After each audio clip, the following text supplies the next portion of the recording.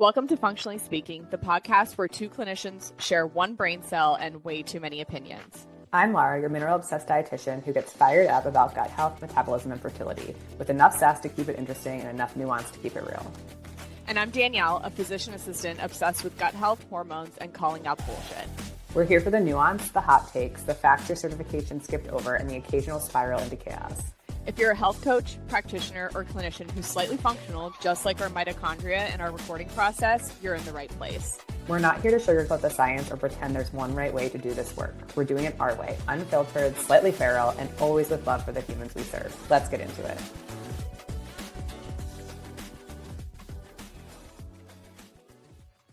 Welcome for episode 1 of Functionally Speaking. Before we dive into our very hot topic of the day, GLPs, Functionally Speaking is brought to you by Unconventional Collaborative, which is our first brain baby, a interdisciplinary virtual mastermind for coaches, practitioners, and trainers to collaborate and elevate their practice. If you want to learn more about joining our virtual mastermind and all the things that are included, you can visit unconventionalcollaborative.com to learn more. So, Laura, let's do this. I was wondering if because I spit that all out before we started recording. She's like, but can you do that again? I was like, watch me. You did great. I'm proud of you. I know. All right. Well, this is the hot topic, right? Everyone's talking about GLPs, GIPs, all the different Ps. And I think it's important to understand, I think there's so much black and white information out there, right? And I think what we specialize in is finding this nuance and understanding what it is, who it's for, how to utilize it, et cetera. So why don't you take us through what we're even talking about? Like, what are these GLPs and like, why do we even give a fuck? Yeah. I mean, besides the fact that I heard the statistic and I had texted you and Janie about it, 20,000 people per week will start a GLP-1, which is like, in my opinion, way too many people. Like this, I'm not against these peptides medications, but that's an astronomical number for people to be starting a new medication. But I mean, also, if you look at America, like 94% of Americans do not meet the standard to be metabolically healthy. So it also, anyway, a GLP is a peptide that your body actually naturally produces, like in your gut when you eat. I believe that protein helps stimulate this. I feel like I heard somebody talking about this, but what they do is they work by decreasing glucagon production. They slow gastric emptying. They increase insulin secretion when your glucose is high.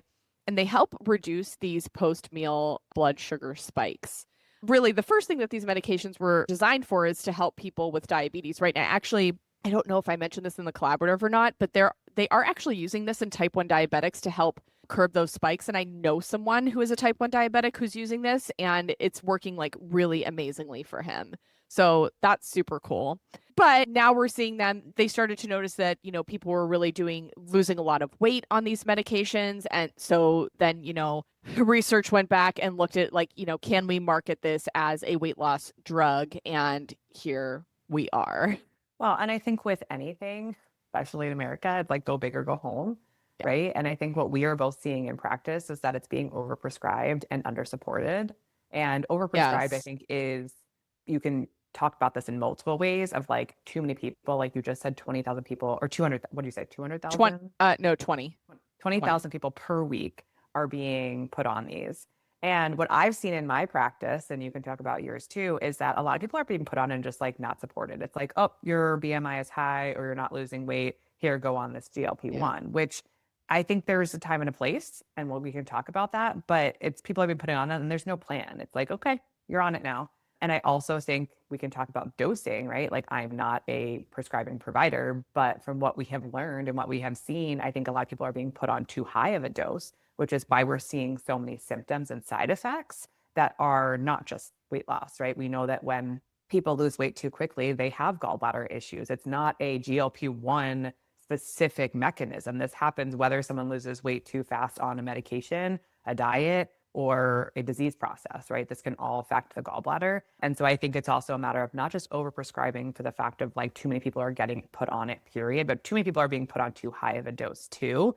And part of this is an insurance problem, right? Because insurance is only covering therapeutic doses, quote unquote. And we've seen the price tag for a lot of GLP-1s when they are not covered by insurance. And we're talking thousands of dollars. $1,000 a month. Yeah, it's wild.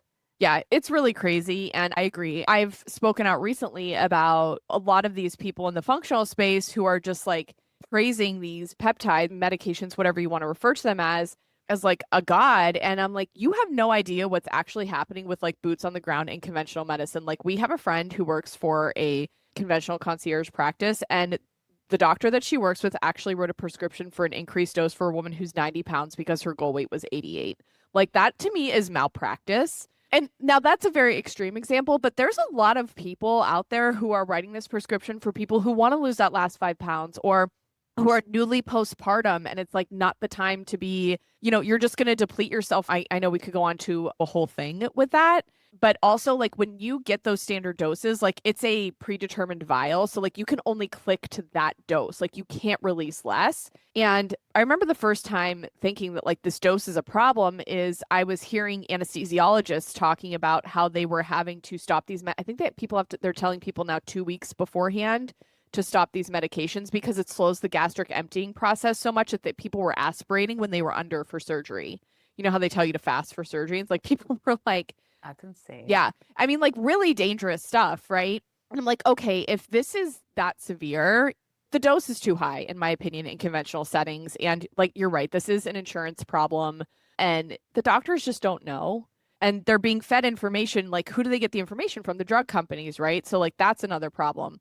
I personally would prefer to see this microdose for a lot of people. One of the reasons, too, that I think maybe isn't being talked about, but the unrealistic expectation of the amount of weight people are losing so fast. And I have a client who I actually sent to get to someone who's an expert on this to get put on a microdose of GLP-1 because she's literally one of the perfect candidates. She's got PCOS, insulin resistance. She's doing all the things. She's eating, she's sleeping, like, right. Her foundations are built. And I was like, listen, like, I have extended my ability to help you. Like, I think that it's time to like look at something else. And so she did that. And I mean, I think in the first like 2 months, she maybe lost 10 pounds, which I would not want to see. Me personally, I wouldn't want to see anybody lose weight any quicker than that because, again, like the risk of losing your gallbladder and other issues, and also just the mental effect of what happens when people lose weight that quickly and having to adjust to a new appearance and how they feel in their body and all of those things. So I just think that there is too much praise coming from people with these massive followings who have no idea what's happening, like with boots on the ground and what practitioners are having to deal with. And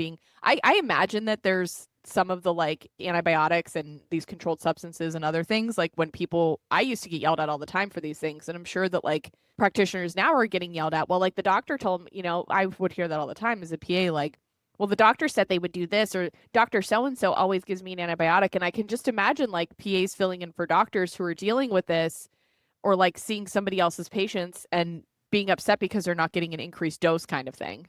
So, Yeah. And I think that that's where some of this is problematic. If you think about, and you are a great example, you had this in your day to day when you were a PA in like clinical setting, you have the majority of people are coming to you and they're not interested in learning about diet and lifestyle changes, which is hard too, because we're screaming from the rooftops of like, you have to be talking to people about ensuring they're eating enough protein and eating enough food, period, that they are monitoring their hunger satiety cues, that they're lifting heavy weights, that they're sleeping well. Like, we are shouting from the rooftops and they're like, oh yes, like, so you think we should just never give these drugs to people? It's like, no, that's not what we're saying. The problem is that 90% of people coming into the conventional med office aren't doing the basics. yeah. And then they're just being given a GLP-1 on top of it. And you could argue that it's a good jumpstart, but if someone doesn't have the foundations, now all of a sudden they lost their hunger satiety cues. They were never told that they need to eat protein to maintain lean body mass. They were never told they need to lift weights to help maintain that lean body mass. And so now they're also losing critical muscle and lean body tissue to then put them at risk long-term for things like osteoporosis. Like, we're not saying no, we're just saying how it's going about is sometimes problematic because you're just throwing this medication at people and not giving them the support and requiring them to have the support too. Yes. Right? Like, I almost think, like you said, there are people out there who are doing all the right things. And this is an amazing tool. Tool. Thank you. I'm like, what's the word? Look, we literally share brain cells. So it's an amazing tool for that person who is doing all the things. And we are seeing benefits. Like, we have seen reduction in thyroid antibodies in people with Hashimoto's. We've seen reduction in inflammation. Like, there are noted benefits But we can't negate the fact that diet still matters, lifestyle still matters, sleep still matters, all that stuff still matters. And if we're just saying your BMI is high today, okay, I only have 5 minutes with you. Here's a GLP-1, be on your merry way. Like, clearly the system is messed up anyway. So like, it's not just about the GLP-1s, but it's the fact that this is just now being like the solution to everyone's problem, as opposed to being a part of the solution. Yeah. I'm curious because I have some client patient avatars in mind of like who this is appropriate for. Like, what are some uses that you feel are appropriate, helpful for the person, et cetera, et cetera? I mean, I think you already discussed someone with PCOS and insulin resistance who is doing all the things and is struggling. I think someone with autoimmune conditions like Hashimoto's who is eating really well and who is prioritizing sleep and, working out, doing all the things, right? I think that person is great. I'm curious what other avatars you see it helpful with. One of the things that comes to mind for me, because like I am getting into that range and I have a lot of friends in that range, is the perimenopausal woman, because things Mhm. fluctuate very rapidly. And we can see a lot of things change between, insulin and glucose levels and things like that in the perimenopause period. We can see that flip pretty rapidly. So I would also argue that the perimenopausal woman who is like doing all the things, lifting weights, super, still all of the foundations are built, right? And maybe they're putting on weight and it's not about like the weight for me, but like we also know that putting on a lot of weight in your midsection it's not healthy for you. We have tons of studies on this. So it's not a vanity thing for me, but it's like a health concern thing for me that if someone is doing all of the things, right? And to me too, like I've talked to women who have been through perimenopause and now are postmenopausal, and they're like, once I was postmenopausal, I was fine. So I think even as a temporary thing, like in my mind, and I'm not saying this is 100% and all of the time. There are women who will not need it. There are some women who will need it longer than others or shorter than others, or I should say who could benefit from it. But those last couple of years where there's lots of periods that are being skipped, hormones are very erratic, estrogen is all over the place, testosterone is declining, and there are things we can do with like starting hormone replacement therapy too. Like, right, like I know we could have the conversation of HRT versus GLP, and like I know some women who are doing both, or who potentially need the GLP with the GLP with the HRT. So many acronyms here. So that's one. And then I know like some of the research is talking about potential like reduced cardiovascular risk, neuroprotective substance use disorders, because there is a blunting effect on it does affect our brain, which is why I also think we need to be very cautious with these medications too, because if it's decreasing like cravings and things, like it's affecting your neurochemistry. And to me, that's like something that like I'm not saying that's bad. It's something that we need to be aware of. And I think it's something that's not being taken into consideration. And I would say the last avatar that I would say, like, I'm sure there are probably more, but the last one that kind of comes to mind for me is the person who is like really obese, like 3, 4, 500 pounds, like has all this weight to lose and is like, you know what, I'm ready to make a change kind of thing. But like when you are that heavy, like doing anything is really difficult. I still think the foundations need to be done all the time, right? And maybe that person's not ready to like do long walks or lift weights or anything, but can they eat healthier? There are things that we can start doing with that person. But I do think that there is a subset of those people, of that population, that, I mean, it could be potentially life saving for those people if they're able to get going. But that's a very nuanced conversation. But that is the other avatar that I think of with that. Well, and I think kind of what you were talking about from the substance abuse type ordeal is also this food noise, right? Kind of Yes, that neurochemistry that people are talking about. I think it's a good thing for some. And also to me, I'm like, okay, but why is that happening, right? If this person has been chronically dieting their entire life, that food noise is not necessarily just food noise, it's hunger and inability to show safety to the body. And so I think there's also more need for support. Like these people, I think if they're having those issues, should be in therapy. They should see a dietitian, right? Like we should have a collaborative approach to how we are supporting these people on GLP-1s, because if the food noise is an issue, if the brain chemistry is an issue, right? It's not just about a peptide. It's not just about the food. It's so much totally. bigger than that. And it could be from trauma. It could be from disordered eating disorder, right? There's so many different things. And so that's honestly, if we're talking about like who it's not good for, it's probably not good for someone who has an eating disorder. And the problem is, are we screening for that, right? No. Because if we're not screening for that, then now we're putting someone on this GLP-1 who probably inappropriately is on it and losing weight, and it's feeding into the eating disorder as opposed to supporting it. So I think that was an important distinction too. Could you touch on because you're the one who kind of taught me about this microdosing and kind of how, if someone wanted to look into this, how would they go about this? And what does that entail as far as macro versus microdosing? I want to say like Ozempic starts, and again, I don't prescribe anymore, so forgive me if the doses are wrong, but I think semaglutide, which is Ozempic, starts at 2.5 milligrams. I think, yeah. And I want to say the microdosing, like I know people who are on like 0.05. It is a huge difference. So the way that people want to go about this is if you're interested in these medications or your clients are, what I have my clients do is call a compounding pharmacy. So compounding pharmacies it's like making things from scratch is the easiest way that I can explain it to people. But I have my clients call a compounding pharmacy and ask who they have who are doing this. And sometimes the compounding pharmacies can do it without a prescription. I don't know how their licenses work with that. But if you Google like local compounding pharmacies, that's the good way to start with that. That's also a way that I have my clients find HRT too, is I have them call compounding pharmacies and say, hey, like, who are your people who you feel are really experts in hormone replacement therapy for women in perimenopause? So that's a good little trick that I like to have. But yeah, I mean, the doses are compounding just pharmacy is giving you the name of a prescribing provider. yes. So then you can call their office and become a patient with them. Yeah. And I mean, even ask questions. I would call, and ask those questions. I have women who they're like, well, I'm going in for my annual with this new provider. And I'm like, call the front desk and ask questions. Like say to them, like, I'm in perimenopause and I want to see someone who is very pro hormone replacement therapy, who's not going to give me a hard time. So you could do the same thing with these medications. Like I want to see someone who understands microdosing for GLP-1s and who supports like a foundational health approach. People would call the front desk and ask for those things where I used to work, and they would send those people directly to me, not like because they knew what I was about. And if you get if your clients are getting high answers about that, like peace out is my opinion on that. So I think that's really helpful information. no, like that trick is so like if you are not a prescribing practitioner and like your patients need help with finding someone, like reverse engineering that situation is like huge pro tip in my opinion. I learned that from you, and I use it for so many clients now because it's not something you think about because you're like, oh, you should just be able to go and find someone, a provider, but that's not really the case because not everyone is going to approach the way that we want to approach this middle messy area. Who else would you consider not a good candidate for this? Ooh, so many people. I feel like more people are not good candidates than actually are good candidates for these medications. So current or past eating disorder that like isn't in a really good state, I think is very obvious.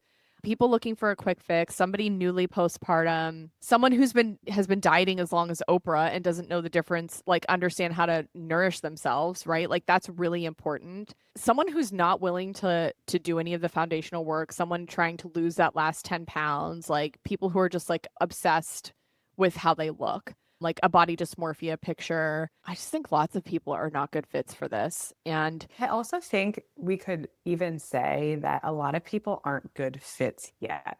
yeah, right? totally. Like, yeah. I think a lot of people first need to do the foundational work to set themselves up for success if they do end up needing it, right? Yeah. And I think that's the problem. And that's a lot of the problem in conventional medicine, period, right? We prescribe first and then we could prevent, but we don't. And so that's why we got into our practices, right? We're trying to prevent. I think this is a tool in the toolbox that can be used if we are setting people up for the right foundational health. Because I feel like when these first came out, I came out swinging and I was like, Same. hell no, like, fuck these, like, what are we doing? But the more we learn about them, I think there are benefits. But the problem is that we can't just put a Band-Aid on a fire hose. We have to slow the fire hose, right? We have to slow that flow. And Band-Aids don't fix bullet holes. You say sorry, just wish it so. You're all welcome. Sorry. Bunch of Swifties over here. Anyway, so yeah, I think it's also just not a good candidate yet. And I think that is important too to understand is it's not a no, it's a no for now. If you're not eating 3 meals a day consistently, if you are binging at night and restricting during the week and binging on the weekends, if you don't even know what a protein is, if you haven't licked a vegetable, like, can we do those first, right? Because putting a medication over top of it is not necessarily going to improve everything. It's just, it's just not. So I think that's part of the problem too, is that we are just using it, we're prescribing it before we're actually providing any support. And that's where I always tell a lot of people, like, I feel like these are over prescribed and under supported. People are not Yes. getting the support they need for these to be successful long term. And when they do get the support, I think that that's where we're seeing a lot of success, because we're seeing less side effects and improved metabolic markers. And yes, weight loss, because what I always say is weight loss is the outcome, not the goal. Right? Right. It's an outcome because the body feels safe, because the body is metabolically able to do it.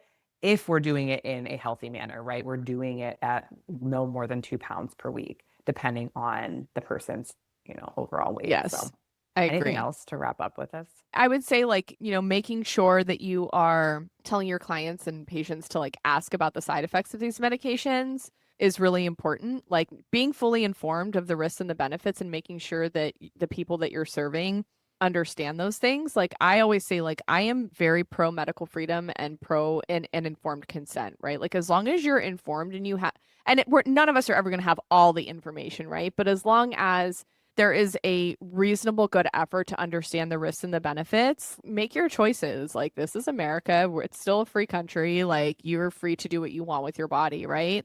But yeah, I mean, like the side effects are not benign. Like losing your gallbladder is a really big deal. Like it's such we should do a whole episode on like why the We gallbladder is important. should, because Yeah. it is one of the most popular, it's not the word I'm looking for, but surgeries. Yeah, it's like, a very, very common. I mean, I saw so many cholecystectomies on my general surgery rotation. it's It was like every so, day. I'm like, I could do this surgery. Like, okay, like the triangle of doom, don't clip the common bile duct. I get it. Can I do it? Not uh, really. yeah, we should Uh, follow up with that, because that, yes. And like why you don't want to lose your gallbladder and what to do if you do lose your gallbladder, right? But I yeah. think that conventional medicine is so quick to be like, it's no big deal. Like you don't need Just that you can live organ. without it. It's fine.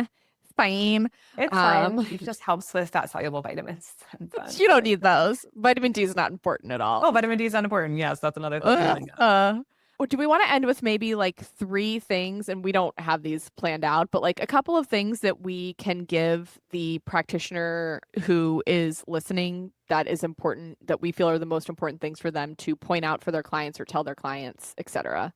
Do you have anything that comes to mind? I think from like a dietitian perspective, we have to harp on those foundations. We have to make sure that people are learning their hunger satiety cues before they go on these GLP-1s, and Because then it also changes. understand, yeah, and then also understanding the change that happens when we're on them, and that we can't just ignore like, oh great, the food noise is gone. No, we still have to feed or nourish ourselves. So that's something that I think is so important for every client, not just the one who goes on GLP-1s, but I think the hunger satiety cues.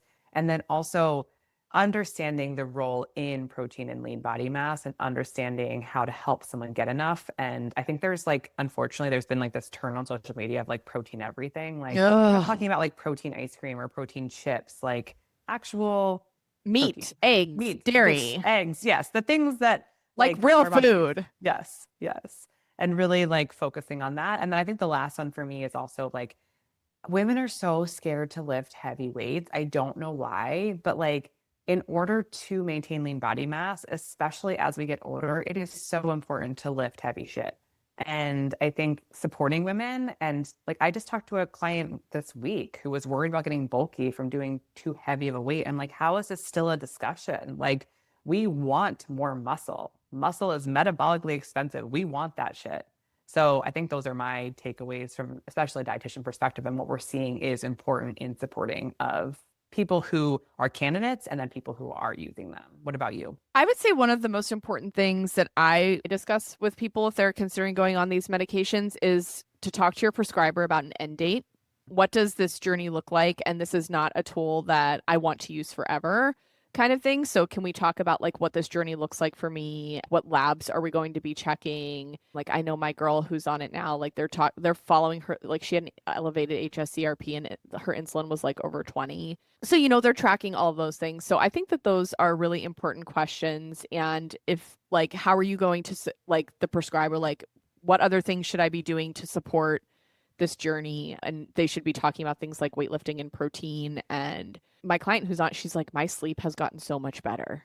it's really kind of cool. Just all of those things. And for me, it would be important to work with somebody who is aligned with that. So asking those questions, I think, would be having your client or patient or whoever ask those questions would be a really good step in the right direction. All right. Wow. Any finishing thoughts? I think this is going to be an evolving topic, right? Totally. And I think that's what I appreciate so much, especially not to plug the collaborative, but to plug the collaborative, is that I think a lot of people in our collaborative are so willing to learn and change their opinion on things. And I think that is a really good sign of a good provider of not just staying stuck in, I think we see a lot of this on social media of people will die on certain hills, and certain ones obviously are like, I will die on the people need more than 1,200 calories hill. But like to die on the hill of like, we could have said, fuck GLP-1s and never given them a second thought, but it's ever evolving. We are constantly learning how these are showing up in people's practices and people's lives. And so, this is probably there probably will be a part 2 at some point as we continue to learn more. So if you're interested in joining, go check out unconventionalcollaborative.com. And before you go, don't forget to hit the rating and review and give our podcast some love. And we will see you next time for a little bit about creatine. Stay tuned for that. Bye.